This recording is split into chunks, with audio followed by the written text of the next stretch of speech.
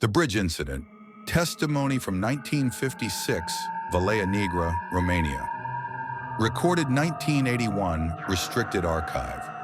They always ask me why I never crossed the old bridge, why I still walk 3 extra kilometers just to avoid it. Fine, you want the real story? Here it is. I was 21 in 1956. My uncle and I were taking a loaded cart to the market long before sunrise. It was freezing, silent, the kind of cold that feels like the air wants to chew your lungs. Everyone in the village said never cross the wooden bridge before dawn, but we were young and stupid and in a hurry. As we rolled over the first planks, the oxen stopped dead. Not slowed, stopped, like something invisible grabbed their spines. Then we heard it, a wet, dragging sound under the bridge, like someone pulling a sack of meat across soaked wood. My uncle lifted the lantern over the railing.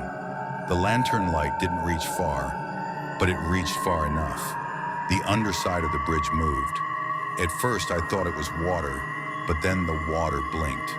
Dozens of eyes, some big as eggs, others tiny and twitching, all staring up at us from beneath the bridge, rolling independently like they were trying to size us up. The lantern flickered, and something rose between the planks. The wood bulged upward as if a body was pressing from underneath. The boards stretched until nails popped out one by one with sharp metallic cracks. Then, a hand slid through the gap. Not a human hand, not an animal either. Long, pale, jointed wrong, fingers thin as ribs, each ending in a nail so curved it looked like a hooked fang. And the skin, God, it looked like it had been boiled, then stitched back on crooked. My uncle tried to back the cart up, but the oxen wouldn't move. They shook like they were dying on their feet. The hand grabbed the plank and pulled itself higher. We saw the head next. No face, just a stretched sheet of skin where features should be. But the skin moved underneath, something pushing, sliding, snapping from inside, like multiple faces fighting to get out. Then the skin split at the bottom, and a mouth peeled open vertically, from chin to chest. Not teeth, but bone shards, jagged and wet, clicking together like insect legs. It spoke, not a voice, a cluster of voices. A child's giggle, a woman choking, a man whispering backward, all at once. "You crossed too early."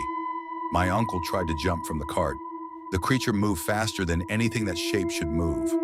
Its arm lengthened, no, stretched, bone cracking outward, and grabbed him by the waist.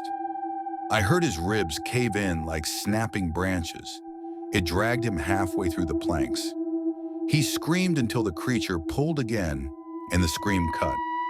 Not faded, cut, like someone sliced the sound in half. Blood soaked the boards, but the blood didn't drip through.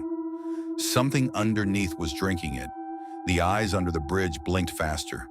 Too many, too alive. I jumped off the cart and ran. I didn't look back, but I heard the creature's bones scraping on wood, heard it trying to pull itself all the way onto the bridge. And I swear to God, I heard my uncle's voice coming from its mouth as it spoke again. "Come back. You're not finished." The roosters in the village screamed right then, dozens of them shrieking like they were being skinned alive. The creature recoiled. The eyes blinked shut, the planks sagged, and everything under the bridge fell silent. I never saw my uncle again. Not a bone, not a scrap of clothing, just claw marks on the planks. So deep, the wood looks like melted wax. That's why I don't cross the bridge. That's why nobody should. Because whatever is under there is still hungry.